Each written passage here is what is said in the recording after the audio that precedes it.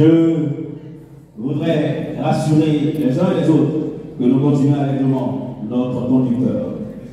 Et je voudrais inviter le temps qu'on lui laisse de s'installer.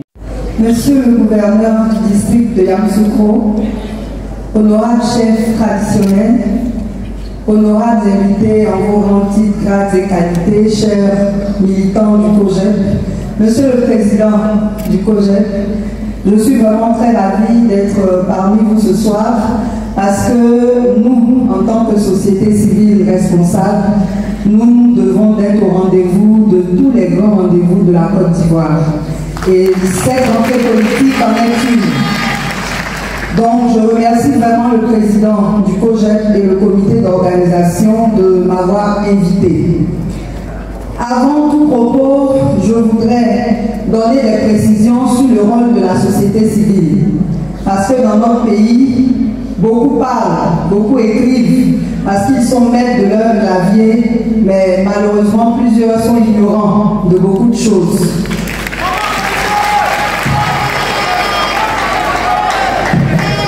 Notre rôle en tant que société civile n'est pas de soutenir un candidat. Donc, nous ne soutenons aucun candidat.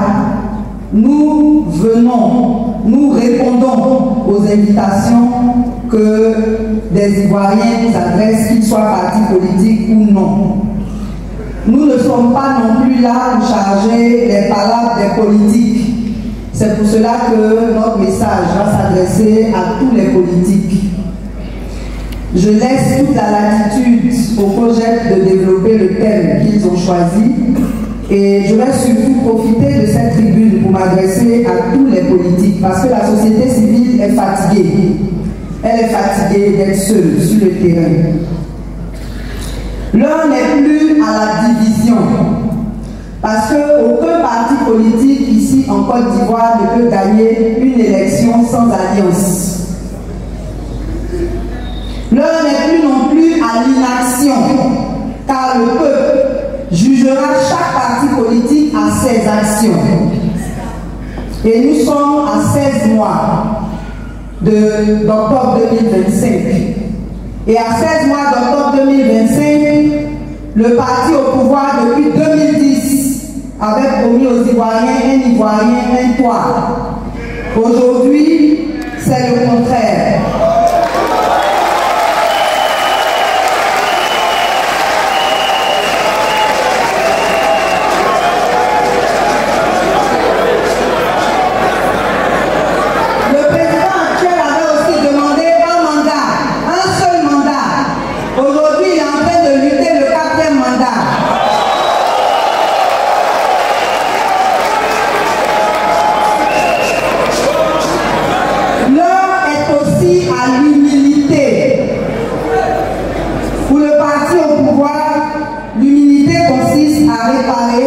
Les préjudices faits aux déguerpis, mais surtout l'humilité consiste à organiser une concertation nationale que nous avons appelée de tous nos voeux depuis 2019.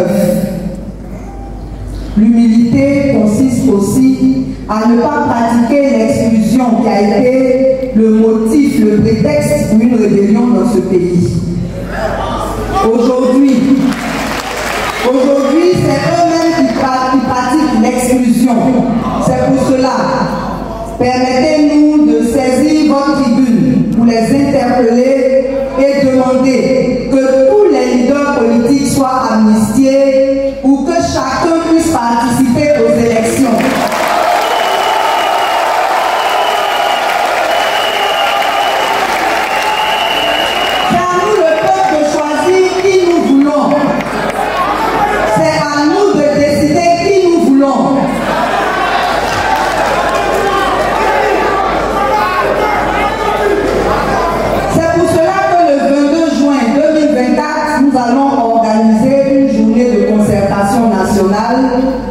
À laquelle nous invitons tous les partis et toutes les organisations de la société civile à venir dire ce qu'elles voudraient pour que nous ayons des élections apaisées et transparentes en 2025.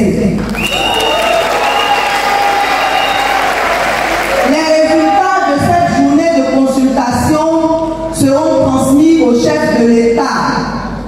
le mette devant ses responsabilités face à la volonté des Ivoiriens. À l'opposition, l'humilité consiste à dépasser les égos dans l'intérêt de la Côte d'Ivoire et du peuple qui souffre. Parce que pendant que vous vous divisez, les gens vous maltraitent. Parce que vous êtes occupés à gérer votre division.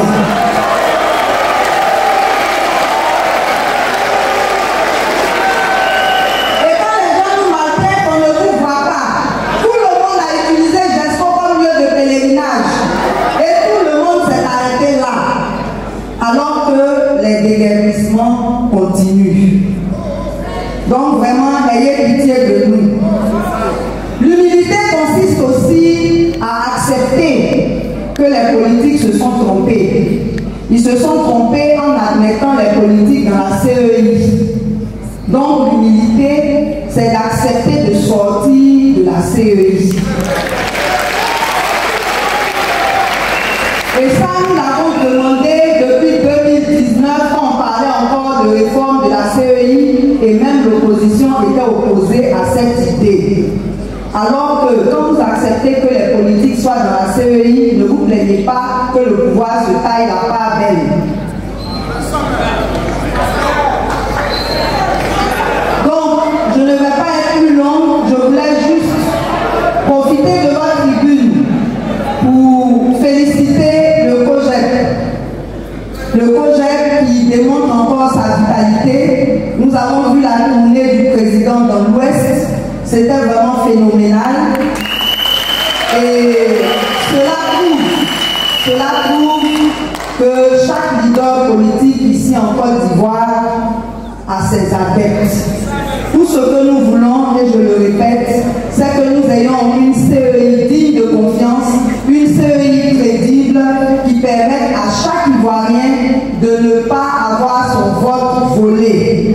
On veut que les résultats reflètent la réalité. Voilà. Donc vraiment, que Dieu bénisse le projet, que Dieu éclaire tous nos dirigeants politiques. Je vous remercie.